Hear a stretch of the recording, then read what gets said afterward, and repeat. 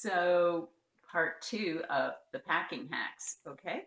Part two is called efficient packing.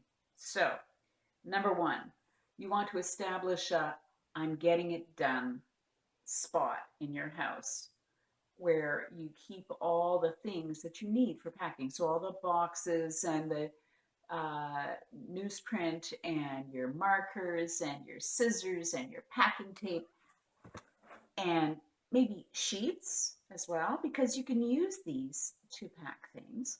Um, Keep them all in the same place. And as you pack each box and seal it up and put a label on it, in addition to writing down the room that it's going to go into, also mark one of six, say, for the bedroom, two of six, three of six, and then take a picture of all those boxes so that you know what you've got. So, movers are lovely, but sometimes they're forgetful. And you just want to make sure that they take everything and that everything is organized, okay? By as personal experience, word to the wise, don't try to help them. The faster you move, the slower they'll move. I tried that once. It didn't work. And it was very irritating. So just for what it's worth, there it is. Okay, so that's number one. Number two, you want to wrap each individual item with a sufficient amount of padding. Heavier things go at the bottom, lighter things go on top. It just helps balance the box. And don't pack air. Put as much as you can in each box. You're paying for it. You've got to make sure that you're being as efficient as you can, right? Heavy things, books, big toys in small boxes. So I will have probably 30 or 40 small boxes of books when I move. I like books.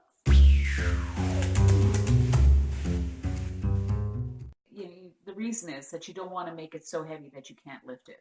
So you want to make sure that you can lift it, because you're going to end up having to lift it and move it around at the other end anyway. So, word to the wise. Pay extra attention when you're wrapping delicate pieces. More is better, and you want to provide some padding. You want to cocoon things like my gurgle jug.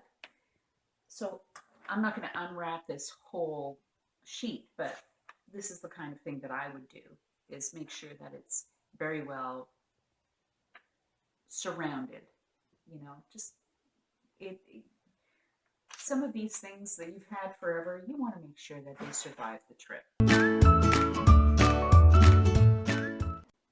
Oh, here's a really good tip. When you get to the kitchen and you're packing up your food, you know how things leak, you can use saran wrap, a thin layer of saran wrap between the top of the bottle and the cap, and that will prevent things from leaking all over your lovely tea towels and everything else. Okay, so consider anything that might make a mess.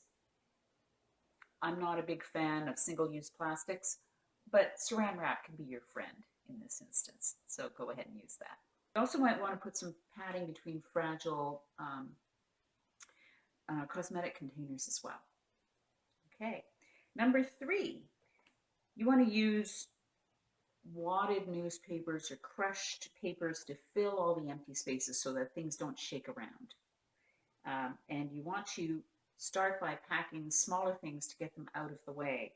So stack the boxes as you finish filling them, and you're going to create a whole room of boxes in each room.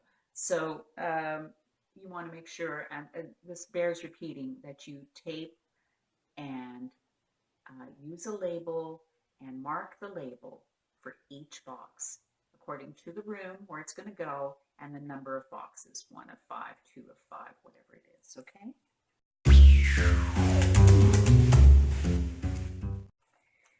This just makes it so much easier when you're unpacking, and you'll know that when you're unpacking, you're going to want to go room by room and take it slowly.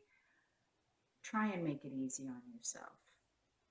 A couple days before the move is when you want to start taking apart big things, big pieces of furniture, like beds and things like that.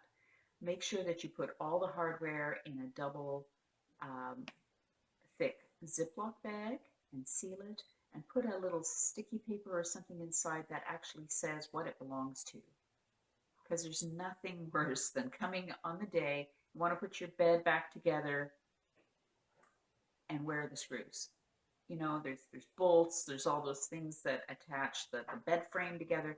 You want to have that all together. So make sure that you label it.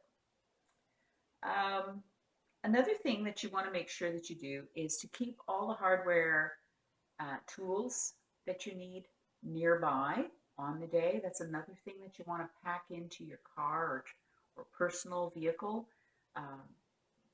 so that you can find the screwdrivers and the hammers and whatever on when you start unpacking. You can also put remote controls, earbuds, all that kind of things in your last minute box so that you'll have them where you want them when it's time to unpack. You want to clean out each room one by one. Start with the kitchen. Declutter. Oh, word to the wise. If you're going to be moving to a new location, like a long way away, they actually charge you by the pound to move your furniture. So if you're not planning on using it, or maybe you're not sure you really love the thing, put a little bit of Marie Kondo into the mix and make sure that you actually want to take the things that you have with you. There's no point in packing it, getting it there, and then putting it all on Kijiji. You paid for it twice by then. So absolutely declutter before you start packing. Whenever possible, use your kitchen storage containers to keep various things in. For example, my earlier point about screws and bolts and things for beds, maybe it goes into a little container. Plates should be stacked one on top of the other with tissue in between. And don't forget to check the dishwasher. You might want some of those dishes. And Jane has a great idea. When she packs her necklaces, and she has a lot of necklaces, Boy. she uses straw. So she'll run the chain through straw and then clasp the chain, and that way it doesn't get tangled. Isn't that brilliant? I think I might actually use that when I go on vacation. I want to take some necklaces with me, because what I generally do is I just sort of shove them all into a little pocket, and then I spend a good 20 minutes trying to untangle them. So it's a good idea. Why, thank you. And that's the end of part 2.